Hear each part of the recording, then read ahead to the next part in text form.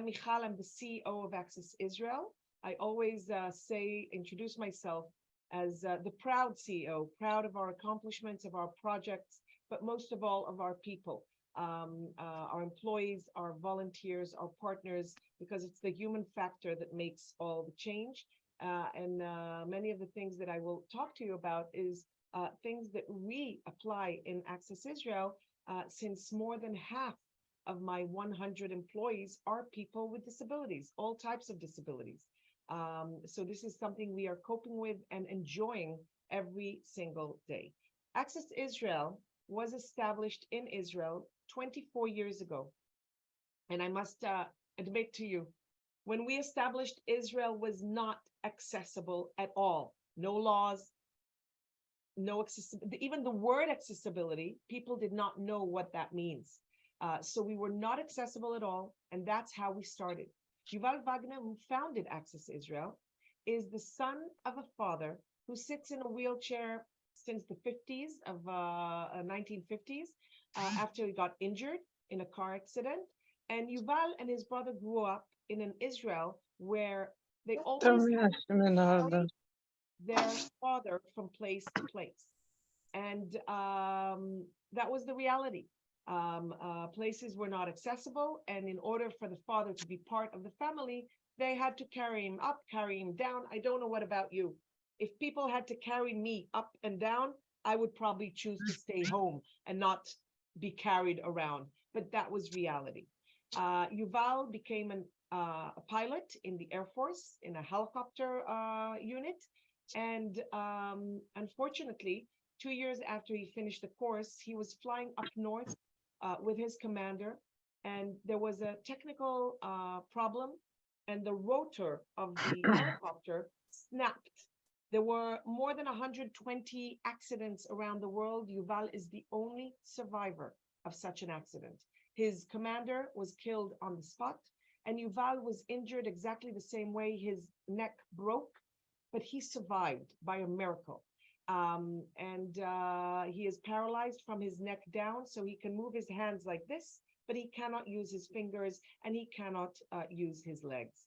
And whoever knows Yuval, and I hope you will be able to see him in future events, Yuval is probably one of the most charismatic people I know, and he chose life, and he lives life to the fullest.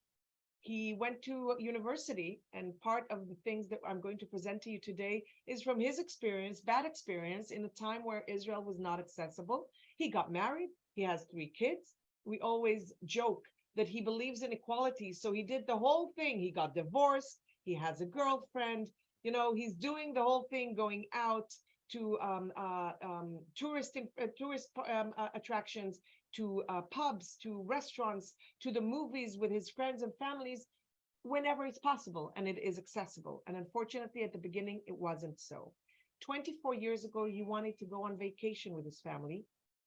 And he called up, and one of the places said, yeah, come, you can be here freely. There's ramps, there's elevators, you can enjoy. So he came, and everything was great until he wanted to go into the bathroom. The door was too narrow for his chair. He looked at his children's eyes. They were sure that the vacation is over.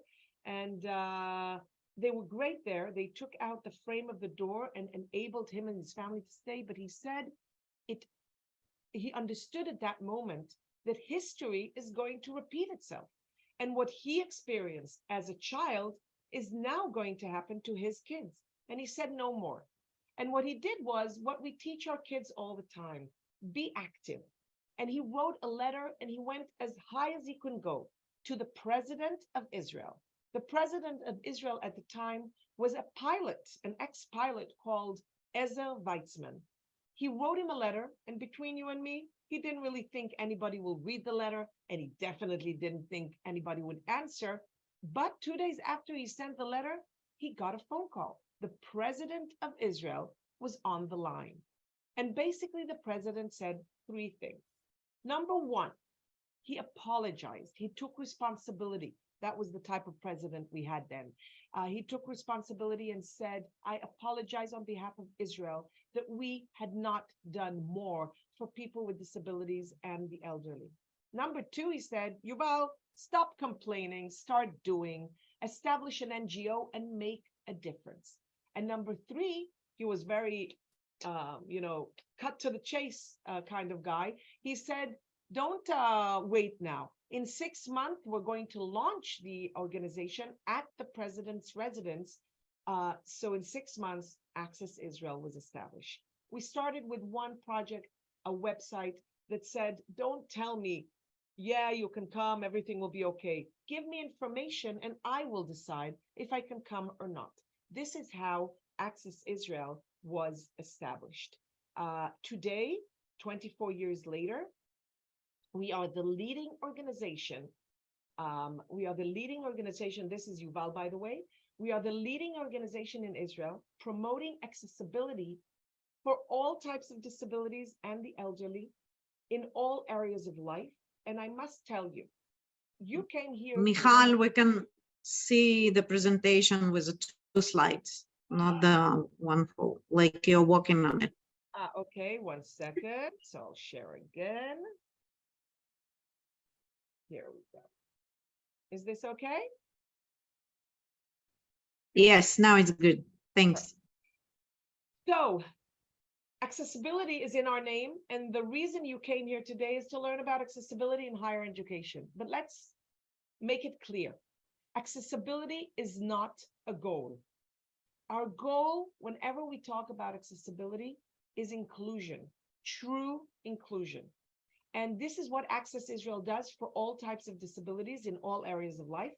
The goal is improving the quality of life and enabling inclusion, enabling people to integrate into society and live a normal life with dignity, with equality, and with maximum independence. We are the only NGO in Israel that is focused on accessibility as a means to an end, the end being inclusion, and for all disabilities in all areas of life. And another thing that is very important to understand, when you are talking accessibility, you have to understand that accessibility is all about the balance of various disabilities. We have to understand that if, for example, a blind person will have tactiles, you know what tactiles is? The little bumps on the pavement that enables blind people to feel on their feet a path that is accessible for them. The only thing is, a blind person might want these tactiles all over the city. But for a person in a wheelchair or an elderly person that can hardly lift his foot, those tactiles can be an obstacle. So accessibility is putting those tactiles in places where the blind people have to have them, but not putting too much so the other people will not have too many obstacles. Accessibility is all about finding the balance between the needs of various disabilities. Now, before we dive into higher education, I wanted to share with you the project under which this lecture is taking place, the Purple Vest Mission. You remember on December 3rd, every year, all over the world, buildings, monuments are lit with a purple light, with a message, leaving no one behind in employment, leaving no one behind in society, etc. The only problem is December 2021, those lights were lit in the Taj Mahal, in the Empire State Building, Eiffel Tower, even here in Jerusalem, in Israel, and I'm sure in places in Ukraine. But 3 months later, when the war broke in Ukraine, unfortunately, the message of leaving no one behind did not register. People with disabilities and elderly, unfortunately, were left behind. All the emergency preparedness, all the solutions, or many of the solutions, in many cases, were not adapted for the needs of people with disabilities and elderly. We started receiving, we are very active on the international arena, and we are leading a lot of roundtables and expertise here in Israel on times of emergency. And we received a lot of calls saying, can you help us? And we started helping one case after the other. And one of the cases was an elderly lady traveling with her daughter. Her daughter was blind and she was in need of dialysis. She was in very bad situation. She was traveling from Eastern Ukraine, and there was a volunteer waiting for her in Lvov at the train station to take her immediately as an emergency to the hospital for dialysis treatment. Unfortunately, there were bombings and the train had to change their course. And instead of Lvov, I got a phone call saying in 6 hours, they're going to stop at Chelm. Chelm is a town in Poland. The ladies did not know Polish, did not have Polish money. Nobody was waiting for them there, but that was the situation. We had 6 hours to find a solution. Now, to make a long story short, I can tell you, we found a solution. 6 hours later, there was a volunteer waiting there for them. The problem was, he didn't know how they looked, and they came to the train station. There were some people with vests from the Red Cross, I think, or other organizations, but when they came to them, they didn't know accessibility and they couldn't really help. And it took me time to connect them to the volunteer, but I thought to myself, wouldn't it be amazing to take that purple color from the lights on December 3rd and put them on vests, just like the one that you see behind me. And we know that every person wearing a purple vest has gone through training on accessibility in times of emergency and knows how to communicate and how to assist. This is how we started the Purple Vest mission. The task is to create a global professional task force and methodology for accessible management in times of emergency. I can tell you that by the end of 2022, we helped evacuate people with disabilities, elderly and their families, almost 4,000 from all over Ukraine, and assisted over 10,000 people with humanitarian aid. And more importantly, we created a trend. More and more are talking now accessibility in times of emergency, both in Ukraine and in other places around the world. I can tell you this project was presented at the UN in Vienna and at the UN in New York just last 2 weeks. So this is the Purple Vest mission, and we'll get back to it later on. Now, let's for a second stop and remind ourselves, who are we talking about? What is our target audience? You know, they say more than 50% of the elderly are people with disabilities, but let's understand what disabilities are.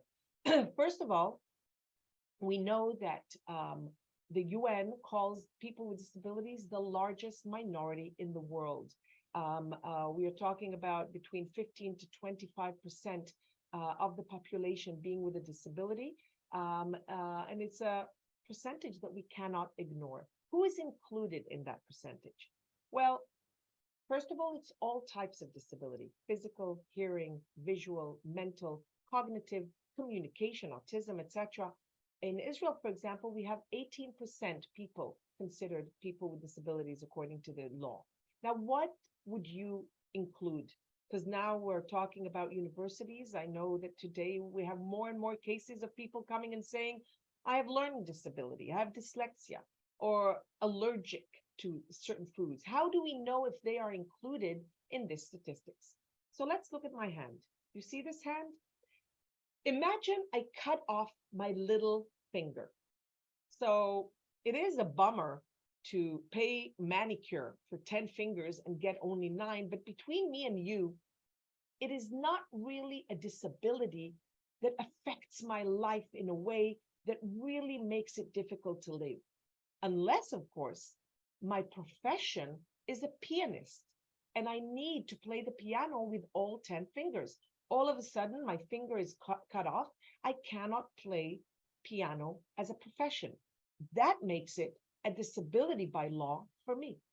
However, for the regular people, cutting off a small finger would not be a disability by law. However, the same exact thing, if I cut off my thumb, all of a sudden, certain things in the kitchen, at home, at work, think about opening cans or doing things that need this clap. This is already considered something that can interfere, can stop me from doing things in various areas of life. So whenever people ask you an allergy, is it a disability? Always ask, is the allergy a pinky allergy or a thumb allergy? I can tell you that as a child, I was always allergic to eggplant. I had a little redness around my lips. That's a pinky, because I kept eating eggplant and loved it. However, there are allergies that are life-threatening. Let's say allergy for nuts. that you cannot go to playgrounds where kids are eating nuts. You cannot go to the movies if somebody touched the chair after eating nuts. So this is already something that is considered a thumb. The same goes with learning disabilities, anxiety, mental disabilities, etc. Always ask yourself, thumb or pinky? Any questions about that? Okay. So after we understand who we are talking about, let's set our goal for today. Today, our goal is to talk and share about improving the service experience of students with disabilities. Many times, people for many years thought the most important thing on accessibility is the physical one. Let's see if you can enter the facility. But hey, we don't sign up for university just to say, hey, what a great day, I was able to enter. When we sign up to be a student in the university or even a faculty member in the university, we do it so we can receive the services that this institution offers. We want to learn like everybody else. We want to have social life like everybody else. And we want to receive the services that everyone else can receive. This is what we are going to focus on today. So what is accessibility? First of all, what does it give us? Accessibility gives us quality of life, respect, a sense of equality. I cannot make Yuval go into a helicopter and fly independently, but I can make sure that he can do many other things that today, with lack of accessibility, he won't be able to. Integration and inclusion into society, leading a normal life as much as possible. And of course, this independence, or at least maximum independence. So what is exactly accessibility? Accessibility is the combination of three things. First of all, physically being able to reach a destination, enter it. For that, we'll talk about it later, but you need to make sure that the transportation there is accessible and the roads are accessible and the pavements and the entrance, etc., etc. But once you enter, you also need to include in accessibility the services that are provided there. What services? The library, think about the secretary, think about lectures. Those are services that are being provided and need to be accessible as well. And the last thing is using facilities. I don't know if the university has a swimming pool. That's a facility that we need to be able to use even if we're with a disability. Or if we're going to a bank and there's an ATM, can a blind person use it? Is it accessible for them independently and respectfully? So accessibility is a combination, not only of getting to a destination, but receiving the services given there and using all the facilities that are provided to the general public. And to do so safely, equally, rightfully, respectfully, comfortably, with maximum independence, and without disappointment, without special needs for helps. So this is something that people with disabilities all over the world encounter. There's no accessibility, so they say, bring an escort. I don't want to give my PIN at the ATM to anyone. I would like to do it independently, even if I am blind. It's by right and not grace. We're not doing any person with disability a favor by providing accessibility. The CRPD, the Convention for Rights of People with Disabilities, states it is a right for people all over the world with disability to be respected and equal and receive what everybody else is. We need to understand there are three levels of accessibility. There's something that is not accessible at all. There are other things that are accessible in accordance to law and regulations. We are always striving for accessibility according to inclusive design principles. Try to think about the main building to your university. If the entrance is not accessible, but people in wheelchairs can enter through the garbage dumpster area, in the back of the building, going through all the garbage, etc. But it does have a ramp because that's the way they take out the garbage, and they can enter. So what's the problem? What we are aiming at is that accessibility won't be only available, but it will be available in a way that is respectful, meaning the entrance that everybody else is entering, let's make it an accessible entrance. Let's make sure that everybody is entering together. What do we see here? Any thoughts about the differences or the people that you see here? What can you tell me about these people? Anyone can answer.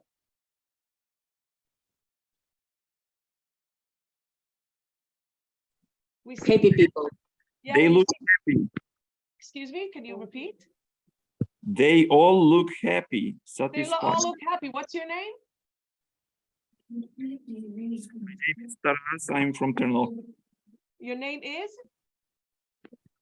Taras, that's a typical Ukrainian name.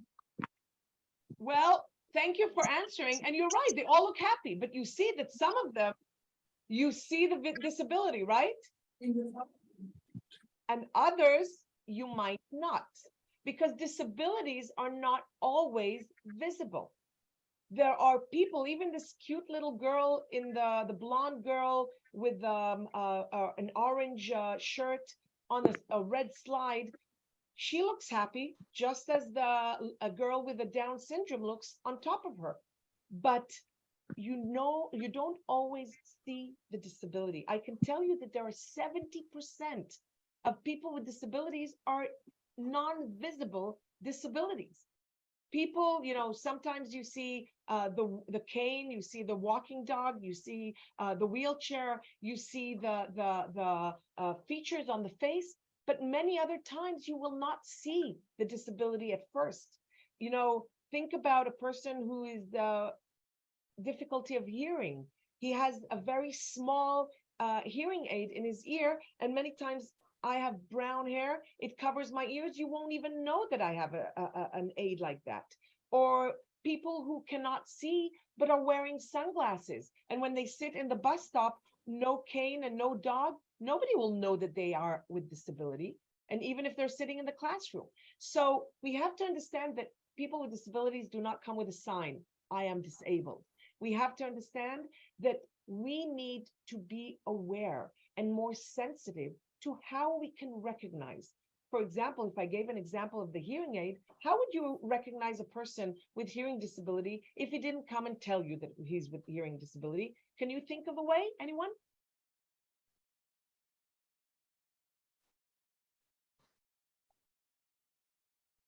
I'm going to give you time to unmute and answer. Come on, guys.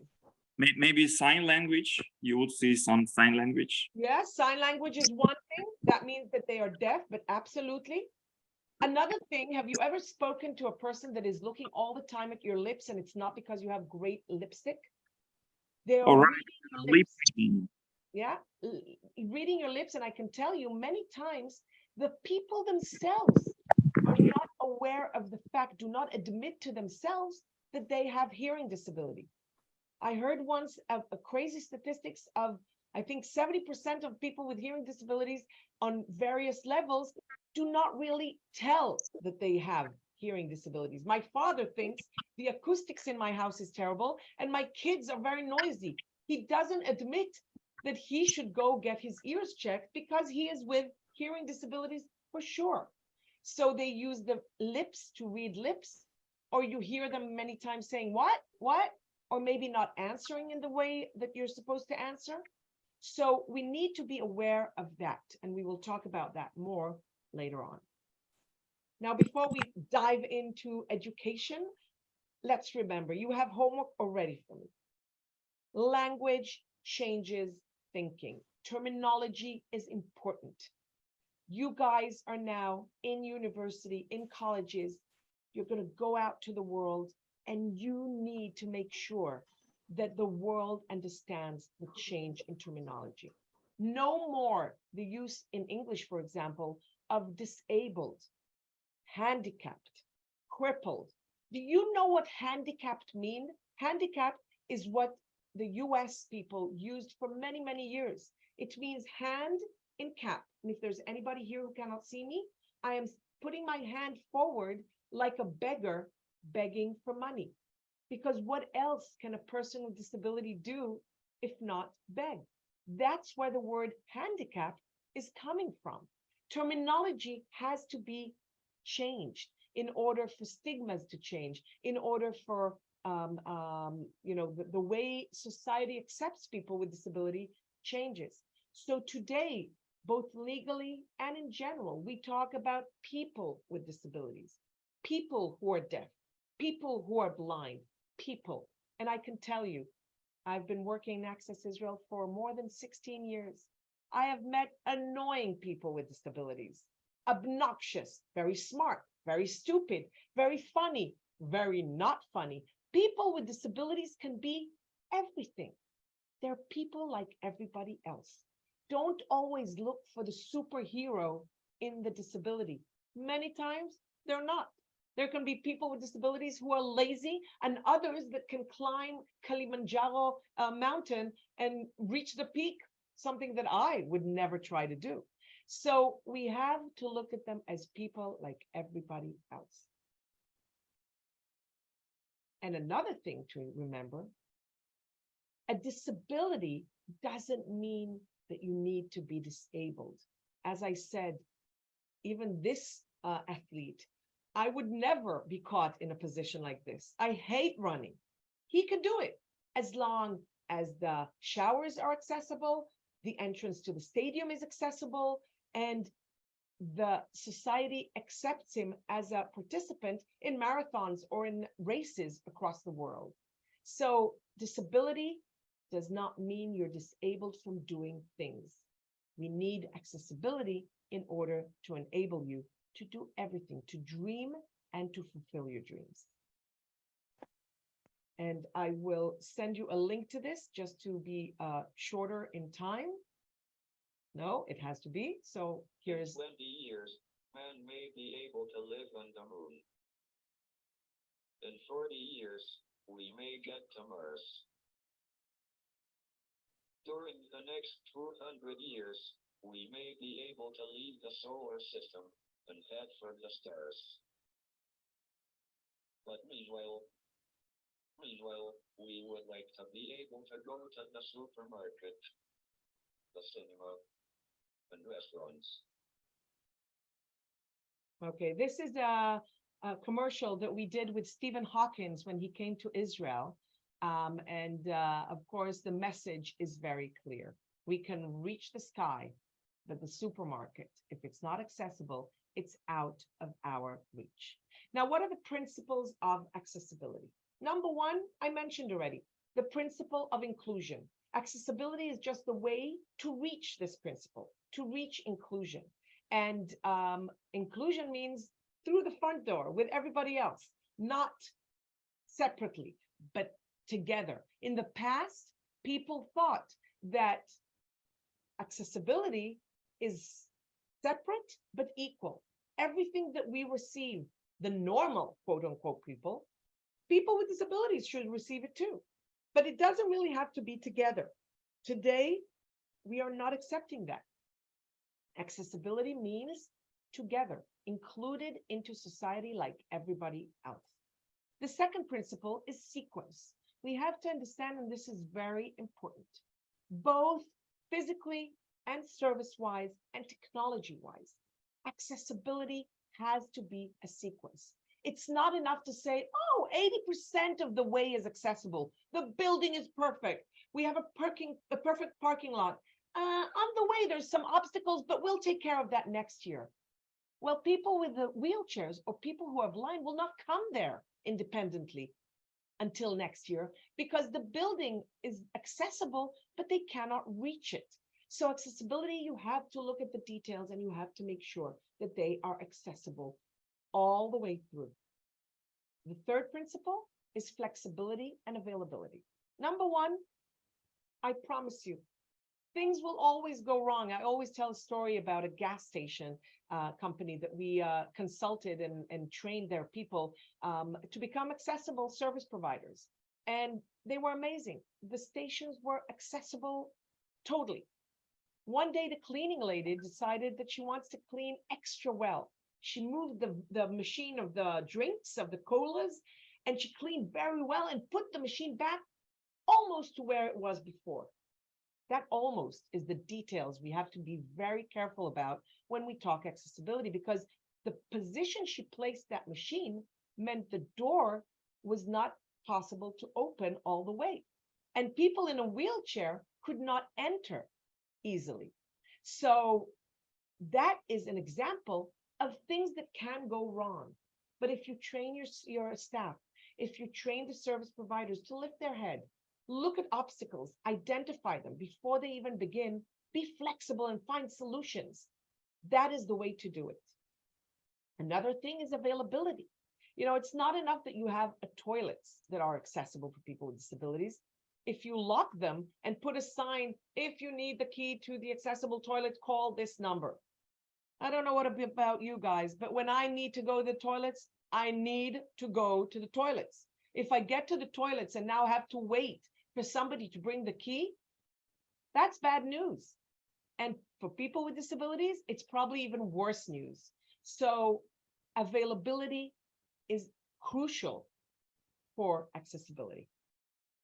Again, if anybody has questions, please feel free. So now we are going into university. Accessibility in higher education. Let's divide it into 3 parts. Part number 1 is the buildings, which I already mentioned several things about it. We have to remember entering the university is not enough. We have to also remember making sure that all the classes are accessible is also not enough. Because guys, people come to university, to higher education, to get education, but also for social reasons. I found my husband in the university, you know, and I wouldn't be able to do it if I couldn't go to the events that the university offered, if I couldn't go to the grass area and sit and eat and meet and start talking and making friends. So when we're talking about accessibility of the buildings, it's not just the classrooms. It's not just the laboratories, the halls, the library.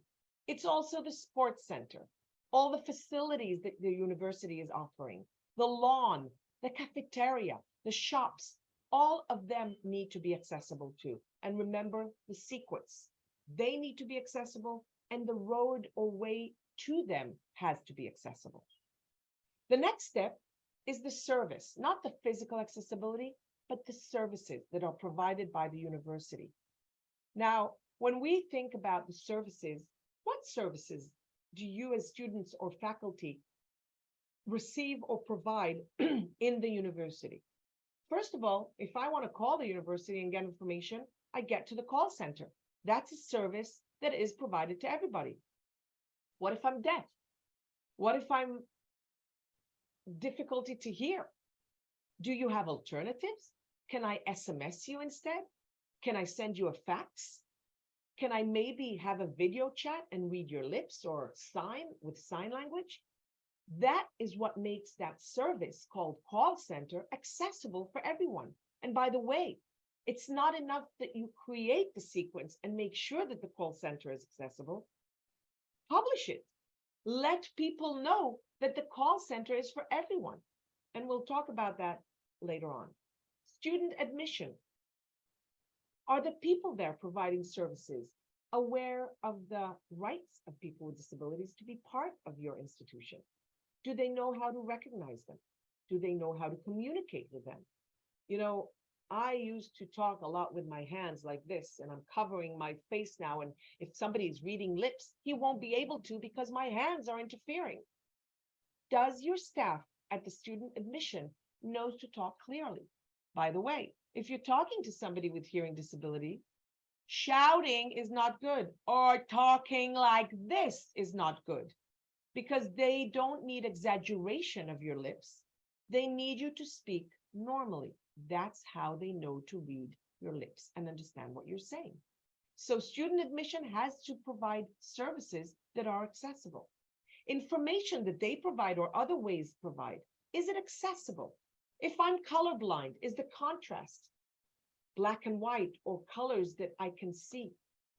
If I'm blind and you provide information in a digital format, is it an accessible format that I can use my screen reader to read? If I am a person with dyslexia, if I'm a person with cognitive disability, can I receive what your information is in simple language? These are just examples of way to make this accessible. Websites. Do you know that a blind person can surf the website just like anyone else as long as the websites are accessible? And if anybody has questions on that, I'll be more than happy to elaborate later on. The events and the conferences that you have in your university have to be accessible. And of course, the publication of the accessibility arrangements has to be clear. And since COVID, we know what we're doing right now. Remote learning has to be accessible. And we'll talk about that more later on.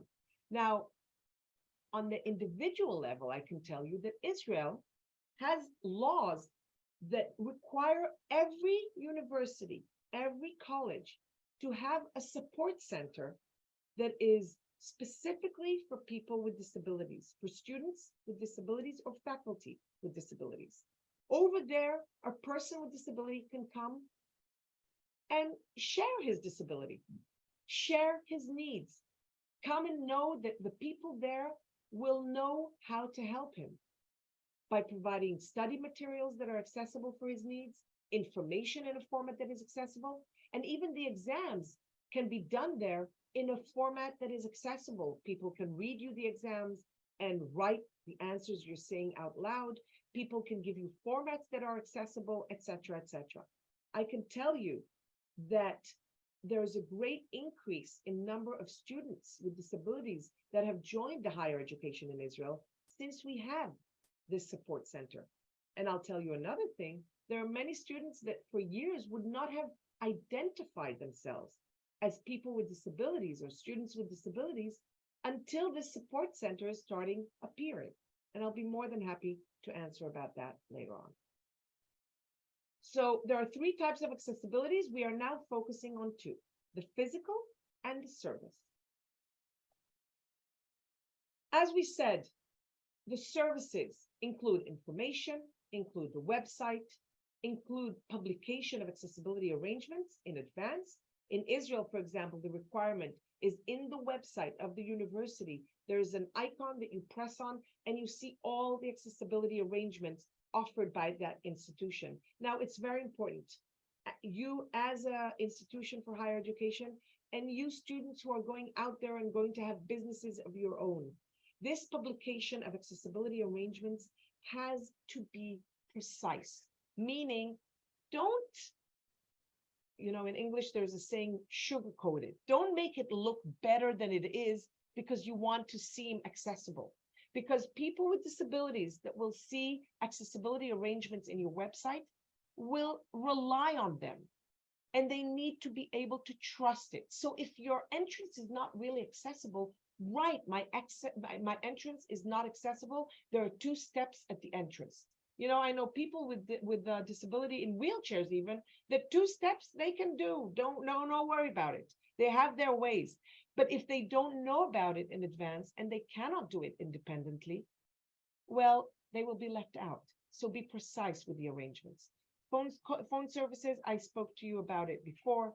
If there are any tours or events as part of your education or as part of the student life, let's make sure they are accessible.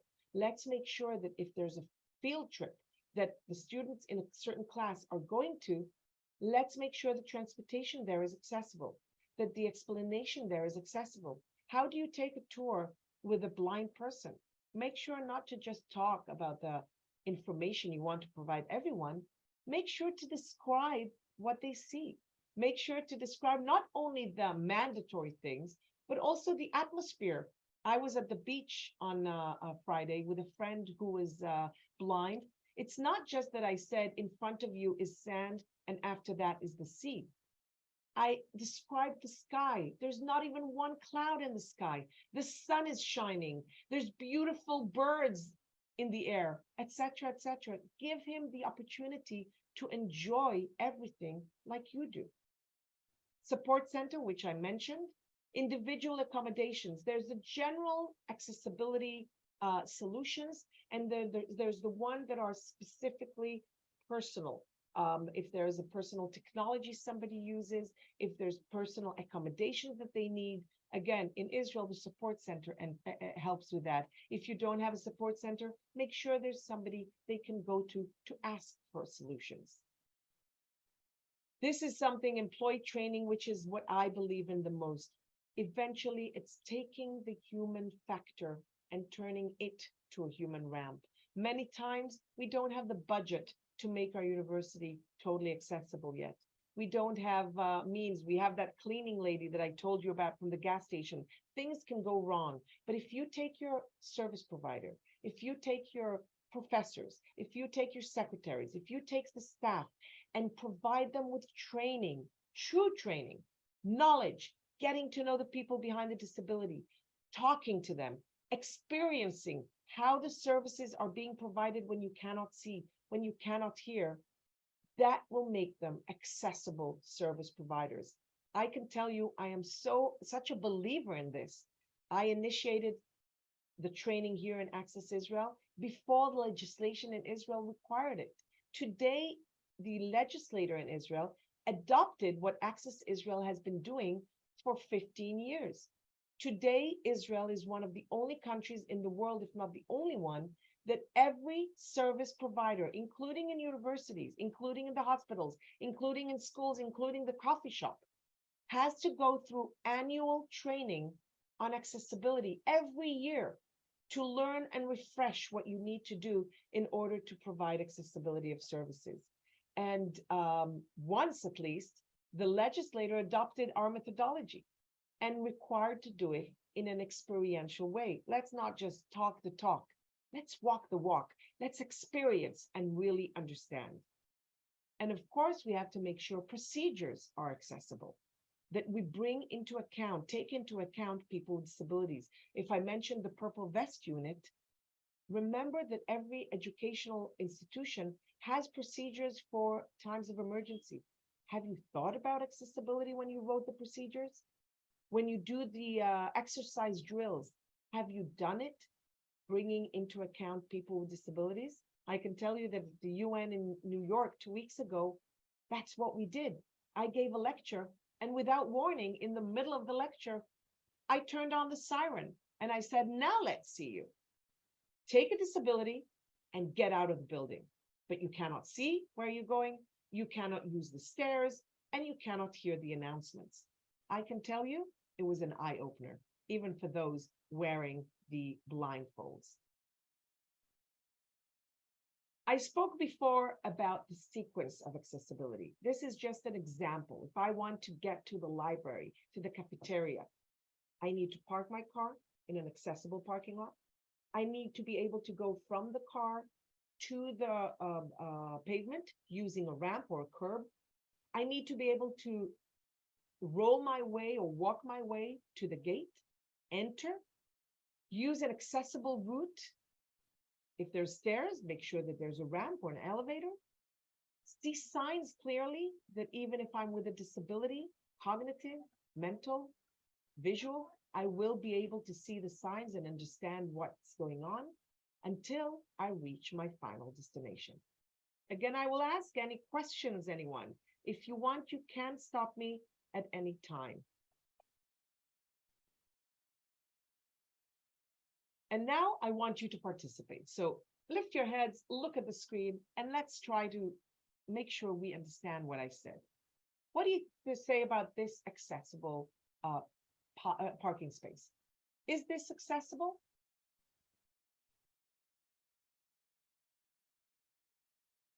What do you say? It depends. I know that sometimes the cars which should support the disabled people in the wheelchairs, they have to have more, the parking lot should be bigger. Yes, you have to have that room for them to maybe use a lift or enter. You're totally right. And if you see the width of the open parking space next to the white car, there's no chance a regular car can park in it. It's definitely not a car for a person with disabilities that also need that space. So you're totally right. I would probably put a big X on the space next to the white car and use that as a place for people to be able to go on and off the cars. Now, what do you say about this parking lot? And guys, this is not Photoshop. This is real. Taras, that's your name? I'm sorry, but once one person is speaking, I'm picking on him until somebody else is joining you. But you obviously see that here they put a parking space in a place that a car cannot park. And for them, that is checking the box and saying, what do you want? We have a parking space. So of course, this is not what we mean. Now I see you, Taras. Thank you. What about this? Somebody will help Taras and not make him the only one answering? What about this thing? An accessible pavement passage. Is this accessible? What do you say?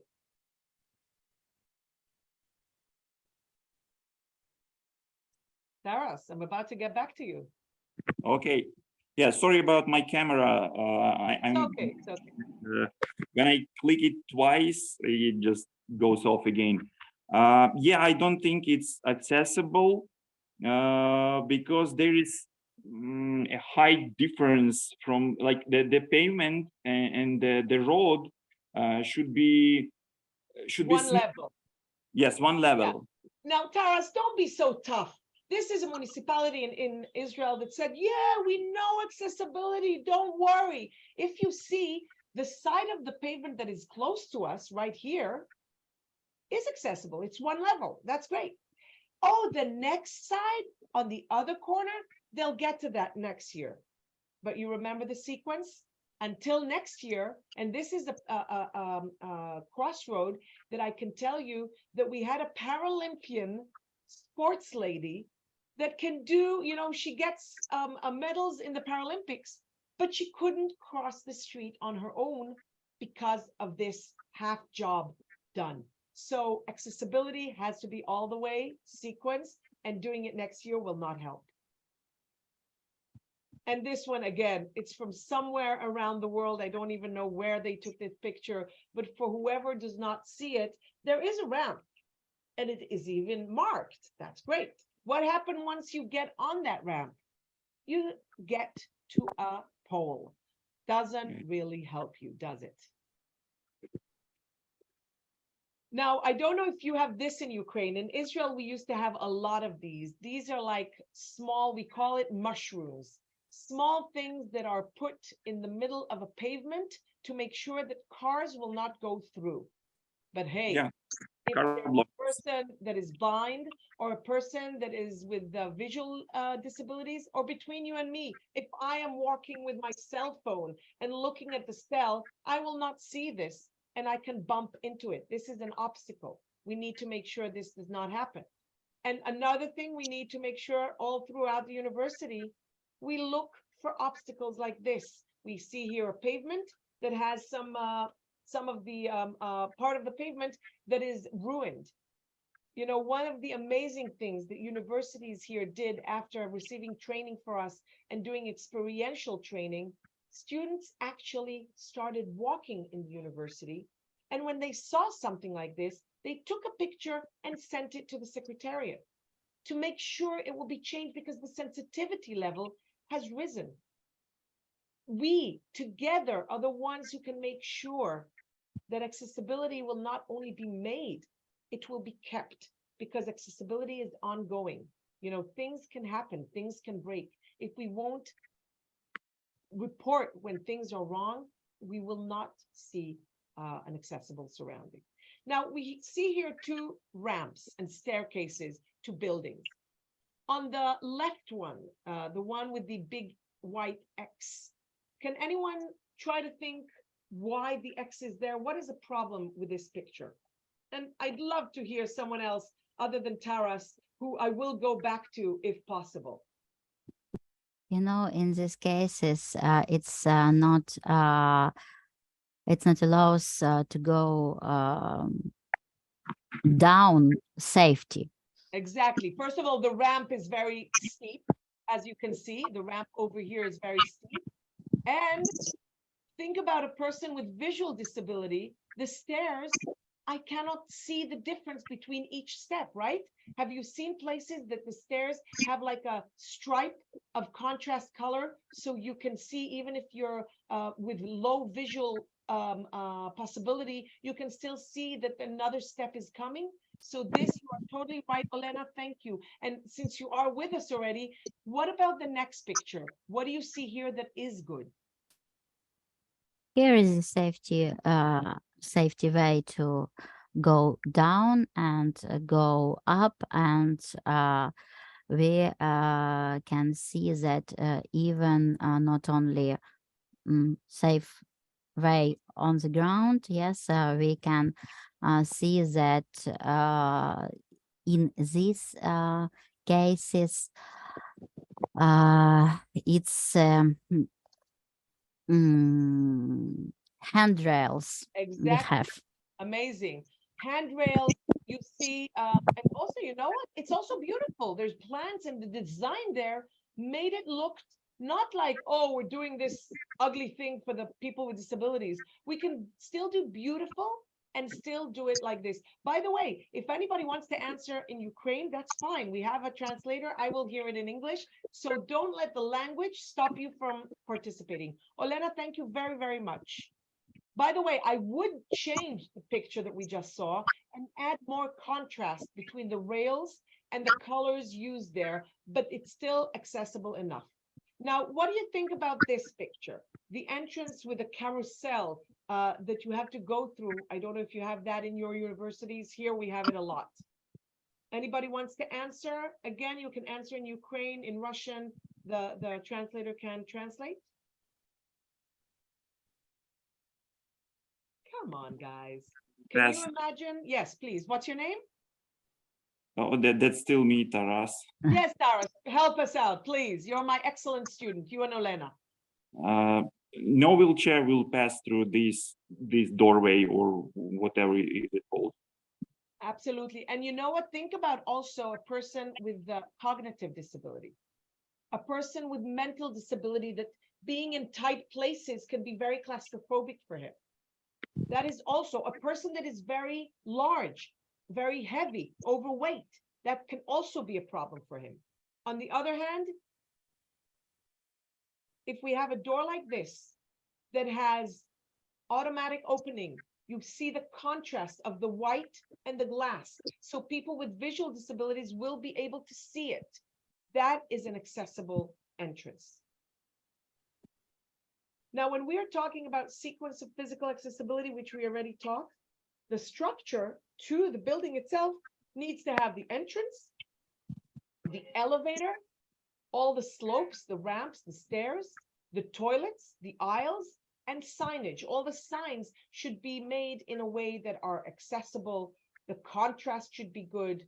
There should be pictures for people with cognitive disability or people who don't speak the language, but they can understand where the toilets are, or they can understand where the classroom is. And we have to understand that services needs to be accessible also with interior design. What seats are you using? How is the waiting area? Any special seats? Why do you think we need special seats?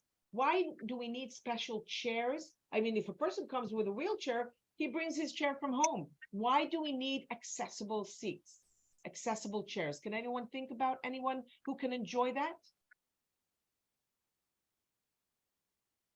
If I am now old, if I have a back problem, if I have a problem with mobility, many times I will use the handles on the chair and use them to lift my body, okay? A chair without handles, I will not be able to lift myself easily, okay? So we need to remember that. The lighting, the acoustics, the vending machines, the assistive hearing system, all of this needs to be accessible. And here we'll run through it quickly. This counter, you know, you come to the student administration, you come to this table. Is this accessible for everyone, guys? And again, you can answer in Ukraine, not only in English. Is this accessible for everyone? Yes, because two types of chairs are here, and it can be easily moving if we have some cases with some maybe 2 or 3 persons who helps. And here we can see that this is acceptable. Yeah, so you're totally right. There are 2 chairs there with the arm rests so people can help. I can tell you, and again, accessibility is in the small details. Do you see the legs of the chairs? That they're not straight, but their angle is outward? I can tell you that these chairs, we discovered that these chairs can be an obstacle for people who are blind, because the leg of the chair is going outward. We need to look at the small details. Now, another problem, if we move a chair because a wheelchair is coming, and the person in the wheelchair needs to sign something, we need to check, I'm not sure in this picture, we need to check though, that there's enough leg room, because think about it, if I come to sign something, I can move my body close and sign it. Somebody in a wheelchair has to be far away from the table, the length of his, legs up to the knees. So we need to make sure that this is, there's enough table there to fit the legs underneath and use it. Now, what about the location of the computer? Olena, you think that is okay? Not right, because it's the students don't see the lips, the mouth from the person who is there. Exactly. You're totally right. And this is something that we can change. I mean, as I said, you don't always know if the person in front of you is with hearing disability or not.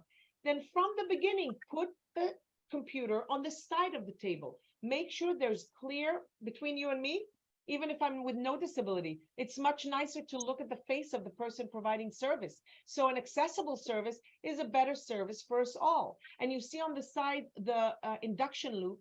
This is not there to make a deaf person hear. This is there so a person that has hearing disabilities can still hear, but not very well, and has a hearing aid. Whoever provides service with such an induction loop, when he talks, it can get immediately into the hearing aid of the person with disability. This is called T-coil. It transmits the voice directly to your aid so you can hear better the service provided to you. This waiting area, we'll run through it quickly. Do you think this is accessible? No. No, again, the arms are not very accessible. The height of the sofa is very low. I can tell you, forget accessibility for people with disabilities. When I was 9 months pregnant, there's no chance I would sit on a chair like this, because I could never get up alone, because I had a belly of 9 months, and it was very difficult for me to get up. So we have to again look at the small details. Here it's a little better. The height is better. Sorry, the height is better. But still, I can tell you, I'm not sure that these chairs are optimal. The X's here, the red X's, are from COVID because people needed to be far away. Now, aisles. You know how many times, a student graduates, brings a beautiful plan to the secretariat, thanking them for all the services they received throughout the degree. And the secretariat puts it in the aisle, in the corridor. Well, many times we have to understand that putting it there is an obstacle. Find a place for the plants. Never put the garbage in the entrance of toilets, accessible toilets. It's not you and me that can just move it and go in. People with disabilities, with movement disabilities, mobility, will be stuck, will not be able to use the toilets. What about this picture? We see here a sitting area with nice tables and a plant. Is this accessible? No armrests. No on the armrest, great. But what about the tables? Very chic and They, modeling design? they're almost transparent, so the people with visual disabilities, they may be barely visible. Absolutely, absolutely. So this is not accessible for people with visual disabilities, absolutely. And what about this sign? We see here a sign to the toilets. Do you think this is accessible? It also barely noticeable for the people Yeah, with visual. because of the contrast. They used here wood. If it would be only wood, the black would be visible on the board. But because there are stripes of black and wood, the black signs are not visible. Here, it is an accessible sign. You see the contrast, you see the picture, but guys, where did they put the sign? Where is it sending the wheelchairs? It's sending the wheelchairs miraculously to the stairs. And of course, you have to think before you do that. Now, library, I won't elaborate because we are, I don't want to run out of time, but library, we have to remember. First of all, you know, the books are very high sometimes. You need that human factor to assist and to help. But look at the obstacles here. You know, the people, the librarians should take these out of the aisles so people in wheelchairs or people using crutches or whatever can pass easily. And I always remember, if you can look at me for a second, as a child, I remember going to the library. I loved taking books out of the library, and always the librarian stood behind a very tall counter. You know, I always saw only her eyes. When we're talking accessibility, even if you don't have the budget now to lower the counter and make it accessible, the human factor works here. If I'm a librarian standing behind that high counter and I see that a wheelchair is approaching, I will walk in front of the counter and address the person with a counter behind me. I will not let that high counter stand between me and a person who is short or a person in a wheelchair. This is an example of a classroom, a study hall in one of the universities in Israel. So of course, what about a lecturer, a professor that is in a wheelchair or uses of crutches? If the stage where the presenter is standing at is with stairs only, we're missing out on maybe hearing Stephan Hawking's talk, because there's no room for Stephan Hawking to really enter and talk here. Well, today he cannot talk, but when he was alive, think about it. And this is the same classroom. Think about a person with a wheelchair wanting to join this class. He can be only in two places, either all the way back in the class or all the way front where you see the bags here. And I wouldn't want to be that close to the professor. So again, we have to make sure that either we take out a table or two and enable people with wheelchairs the choice of choosing where they want to sit. Now, regarding remote learning, any questions about what we spoke about up till now, about the physical and the services interior design? So let's talk. Maybe some words about the territory of the university. Even when the landscape design of this territory have done, you can change some for the people with disabilities, like some of the roads will be made from sand, from rocks, from asphalt, and the notice about in what direction they do. And even for the people with visual disability, we can use the plants on the territory with some aromas. And the same situations that when you want to go to cafe, you can go by the sand road with the smells of this, and it's a very helpful, and it's also is so creative and looks like very good for the landscape of the university. So amazing. Olena, what are you studying? I'm from the National University, and actually I'm associated professor and one of the my courses. It is landscape architecture, and one of my lectures and one of our workshops is coding how plan territory for the people with disabilities. Amazing. So Elena, thank you so much for adding that. And I will add to what Elena just mentioned. You know, I went once to Barcelona, my first time there. And a friend of mine who is blind told me, listen, you have to go to a certain tapas restaurant. I don't remember the name, but when you will stand there, you will hear in the back of you the bell of the cathedral. You will feel the wind coming to the left side of your face. You will smell a very specific scent of almond pastry, and you will know you're there. Now, I listened to him. I said, yeah, okay. And I went to Barcelona. My friend took me to an amazing tapas store, and I ate the best tapas I ate. When we went out of the restaurant, I was standing there. All of a sudden, I heard the bells of a cathedral. And I felt the wind on the left side of my face.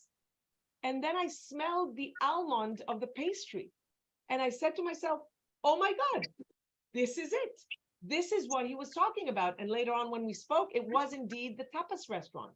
Now, why am I saying this? Exactly like Olena said, people with disabilities many times have compensation, we call it, with other abilities. If you cannot see, your smell is more precise. Your hearing is more accurate because you are more, your other senses help to find and locate and navigate much more easier.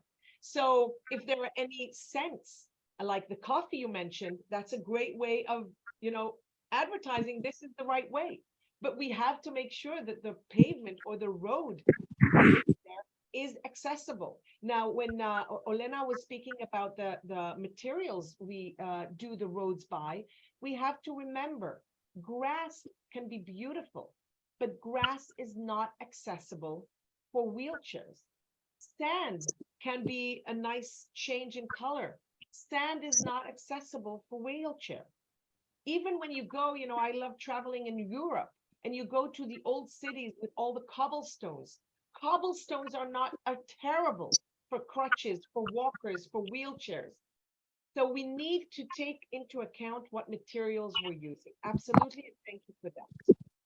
Now, with your permission, we're going to move to remote learning. Unfortunately, or fortunately, COVID in one way opened opportunities, in the other, it created new challenges. When everybody had to move to Zoom, then it was everybody. It was people with disabilities who already found the way to get to university and sit in classes and learn. All of a sudden, everything moved into remote learning. For people with visual disabilities, it was very difficult for them if they didn't have the accessible software.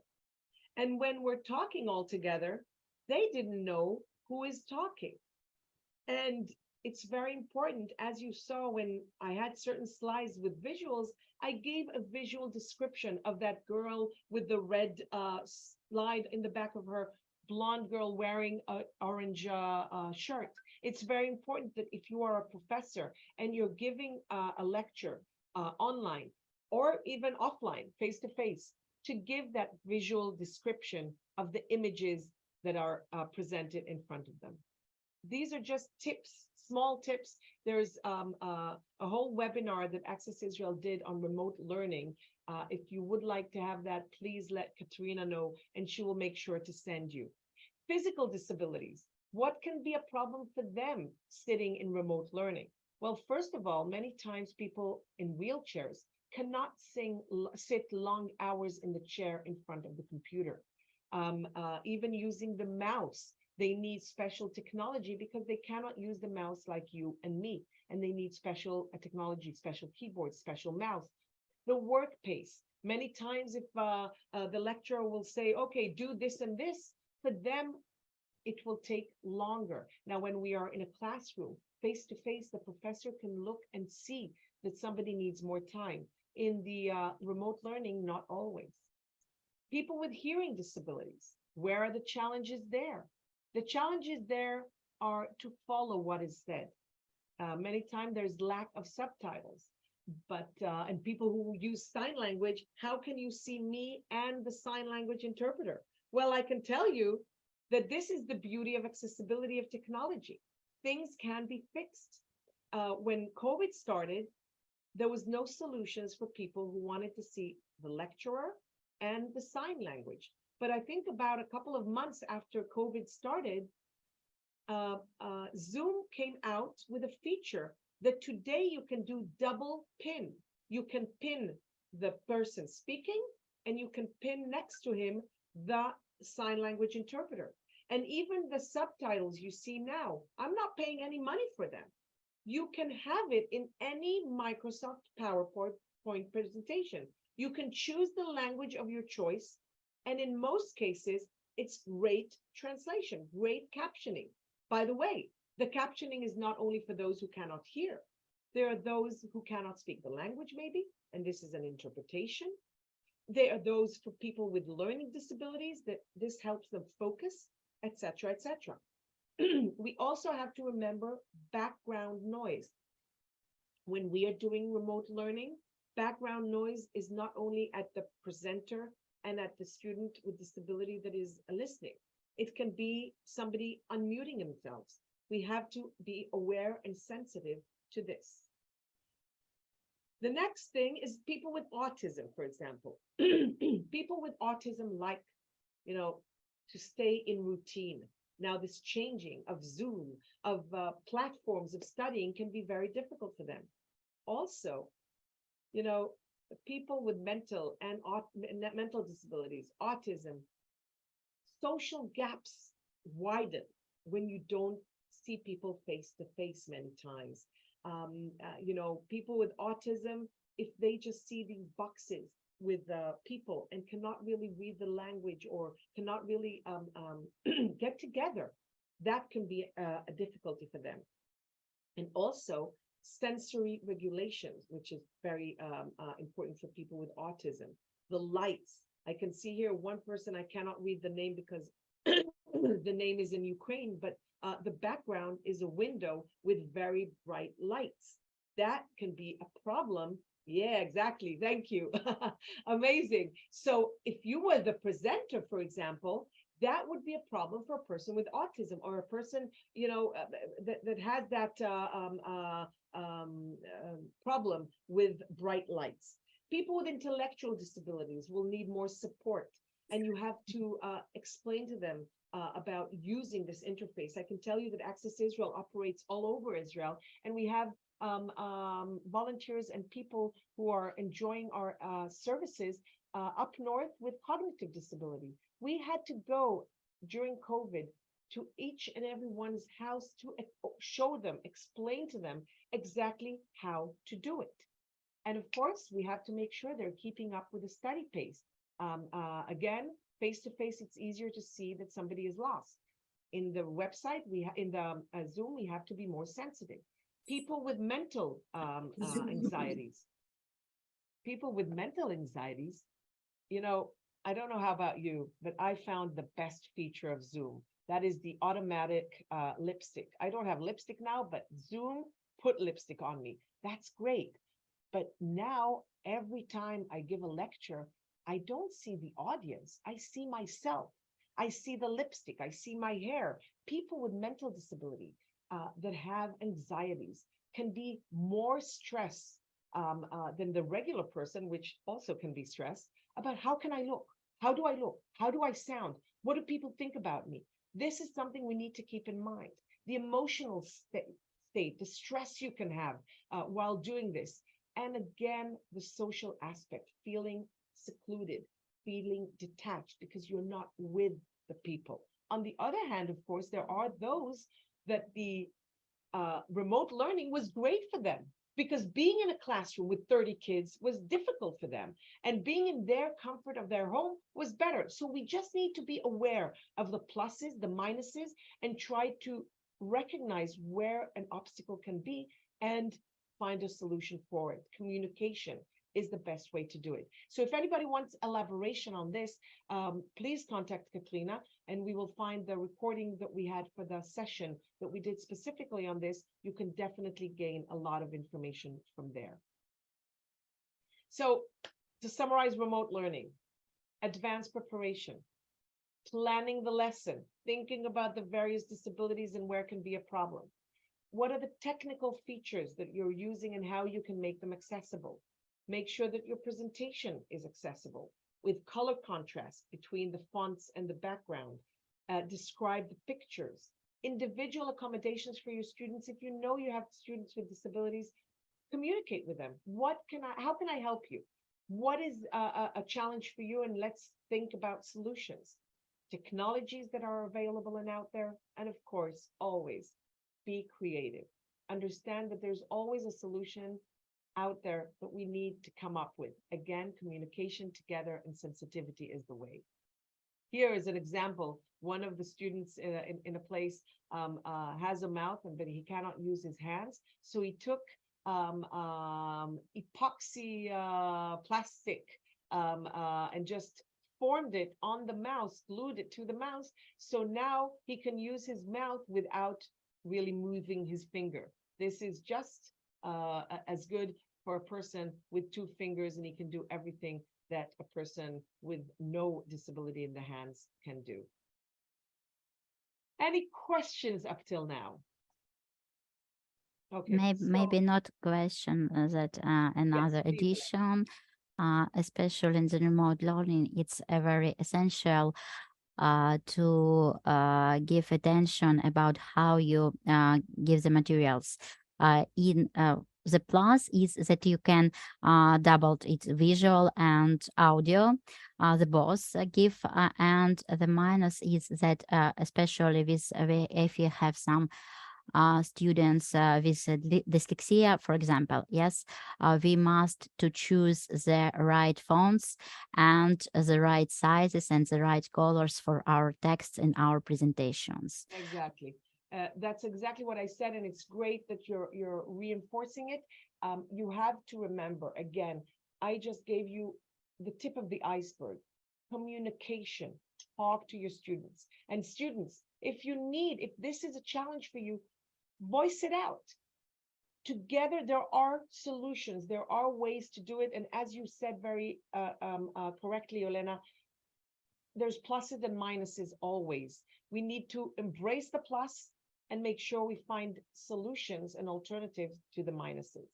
Now, we spoke about physical, we spoke about services, we spoke about technology, about remote learning. There are 2 other things I would like to use the last several minutes we have together to address. Number 1, I already told you about the purple vest. I want to show you a very short video clip, just so you'll understand the message. And we need to make sure that also in universities, we do this, please.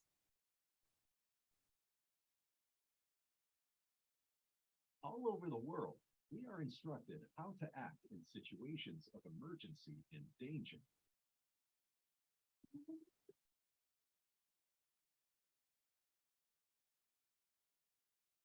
There are some people that are simply left behind.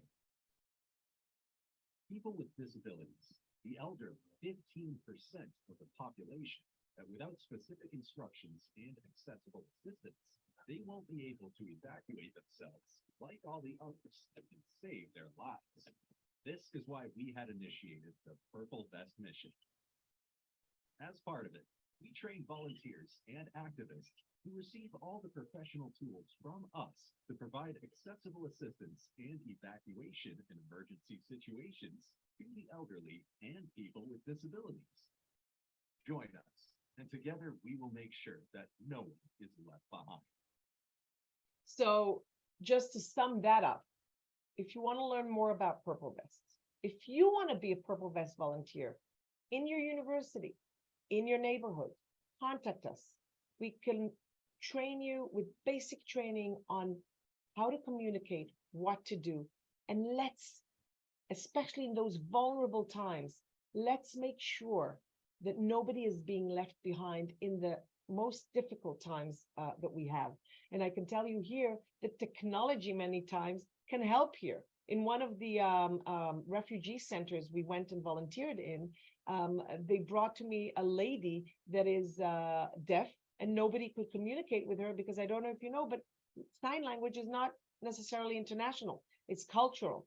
And it took me 2 minutes to upload a technology, Israeli technology called Sign Now, and have an interpreter come to the lady, talk to her, and explain to us that her daughter is waiting in Bonn, and all she needs is a ride to Bonn.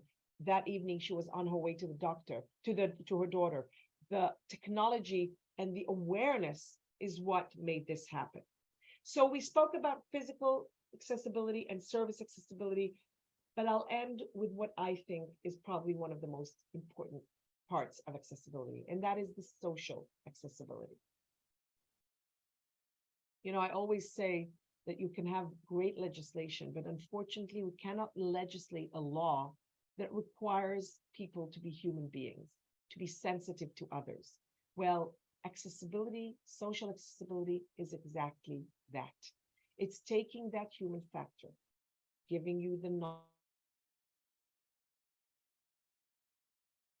with them, get to know them and understand and see them and not the disability.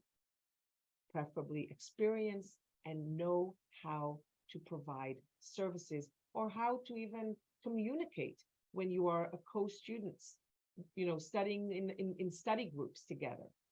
So number one, you need help, patience, and sensitivity. In order to provide accessibility, first of all, put aside all your assumptions, all your stigmas. The fact that you do not have disability and they do does not mean that you know best, does not mean that you have all the answers.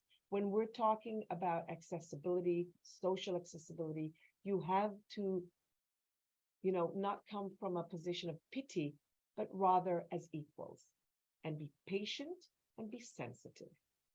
Talk to the person, not to the companion. You know, we had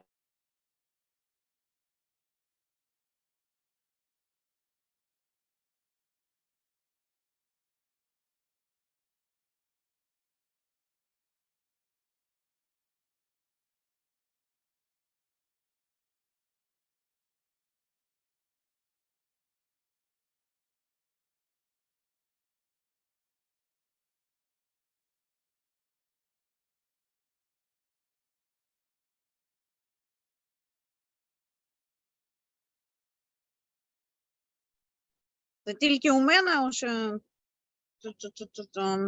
момент. Ні, зависло. Так, зависло. Я от вже думав, може, то у мене інтернет пропав. Провіряю. Katrina, I'm back. Can you see me? Yes, now I'm with you. Thanks. Okay. When did I lose you? When- On the second one, On the not to talk to the person and not the companion. talk to the person. Mhm. Okay. So the next thing is, I can tell you, I told you an amazing story, but I don't have time now, so I won't go back to it. But accessories are part of the personal space. Don't push a wheelchair. Don't touch a cane of a person who's walking blind. Definitely don't pat the dog, the guidance dog of the blind, the service dog, because this is part of the personal space. Remember, disabilities can be hidden, non-visible. I spoke about that before. A student with disability is first and foremost a student, a person. Don't look at the disability. And the most important tip that I can give you, and this is something we do in all our training, help me help you. Again, don't be paternalistic. You're not with a disability, they are.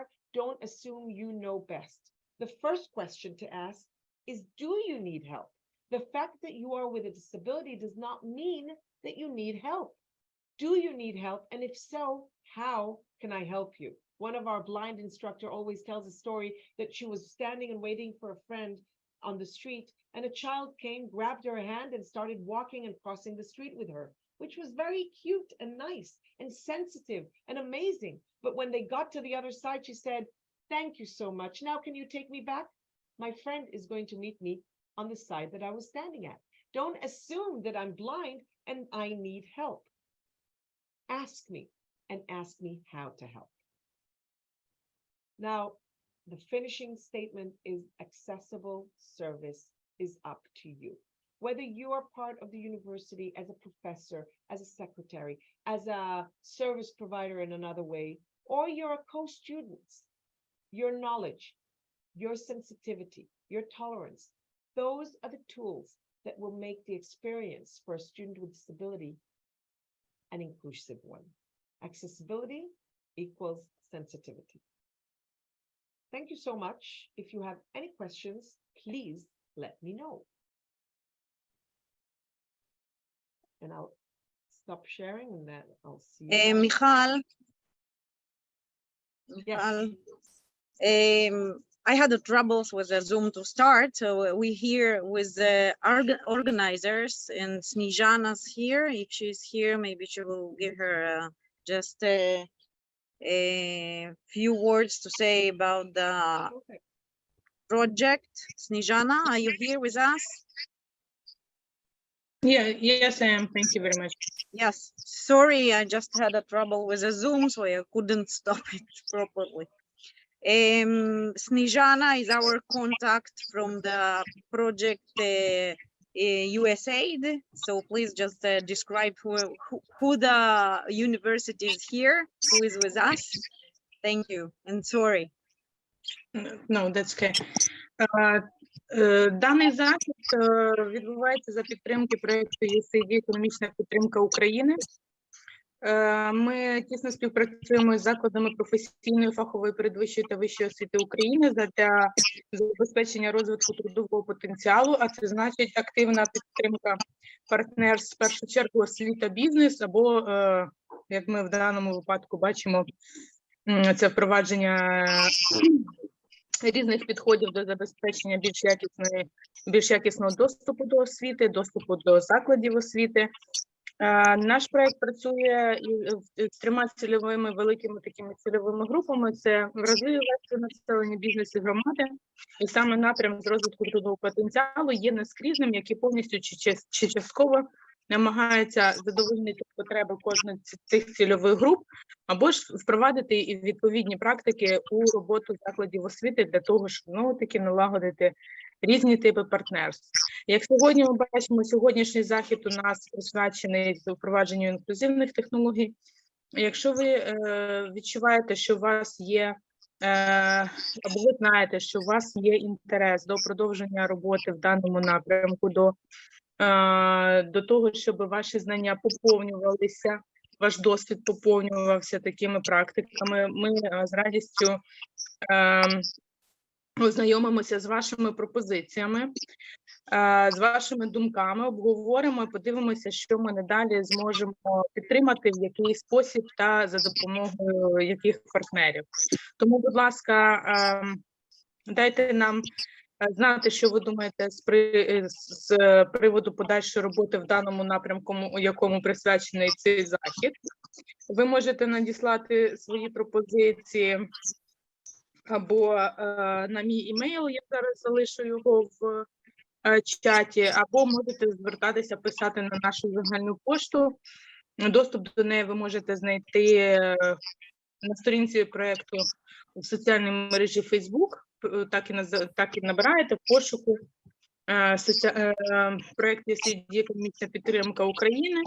Нам обов'язково кожен ваш запит або коментар до нас доходить. Також ви зможете знайомитися з діяльністю проєкту і також там заповнити відповідну форму для зворотнього зв'язку на нашому веб-сайті.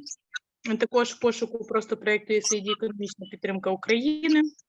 І ми будемо раді продовженню співпраці з вами, з українськими партнерами, з закордонними партнерами. І ще раз дуже дякую нашим партнерам з країни Ізраїль за таку плідну взаємодію, і я би хотіла, щоб ви зараз скористалися такою опцією, як реакції, там внизу є, так? Для того, щоб показати, наскільки вам сподобалось чи корисне сьогоднішнє заняття. Дуже дякую.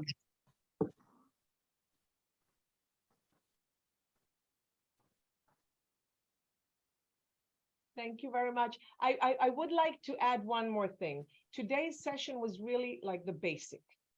We touched on a lot of subjects.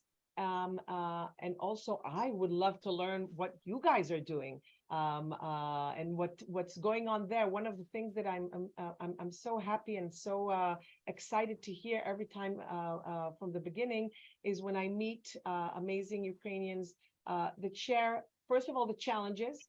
You know, in Ukraine, I understand that more than half of the 2.6 million people with disabilities before the war were poverty line and under. And we have a lot of stigmas to fight and a lot of things to change. But on the other hand, there's a lot of amazing individuals and organizations and governmental people that are making a change and making a difference for Ukraine without barriers. And we'll be more than happy to learn what you're doing and spread it around the world and to share with you in more depth anything you are interested in. So Katrina will be in touch with you. You can sign on to additional webinars, international webinars that we held. I can tell you that in September, we're going to have a big one with technologies and another one in December. We have our international webinars every quarter. And there's also recordings of older webinars on tourism, on education, on you know, stigmas, on various things. We'll be more than happy for you to join our network, join our community, and let's learn from each other. This is what it's all about. Disability is not only in Ukraine, it's globally, and solutions are globally. So let's join hands and make the world more inclusive for all. Thank you very much. And if you have no more questions or comments, then I'll free you a couple of minutes late, but I apologize. That's my disability. If you give me the floor, I just talk and talk and talk. So thank you, Taras, and thank you, Elena, for participating actively. You are my excellent students for today. And everybody else, really, we're here together in this. So anything, contact us. We'll be more than happy to continue this cooperation. Thank you very much. Thank you very much. Thank you very much to organizers, to our translator. Thank you very much, Michal, for very informative lecture. And Snezhana, really, thank you very much for being engaged and taking an active part to organize this session in so short time. Hope to see you soon, all of you. Thank you. Bye-bye. Bye-bye. Thank you. Bye. The recording Thank will you be very much. available on your emails. I will send it to Snezhana and you will have it on your emails that you register with, okay? Perfect. And of course, go into Purple Vest website, sign on, join us, help us make a difference. Bye-bye. Bye-bye. Have a nice and safe day. Bye-bye.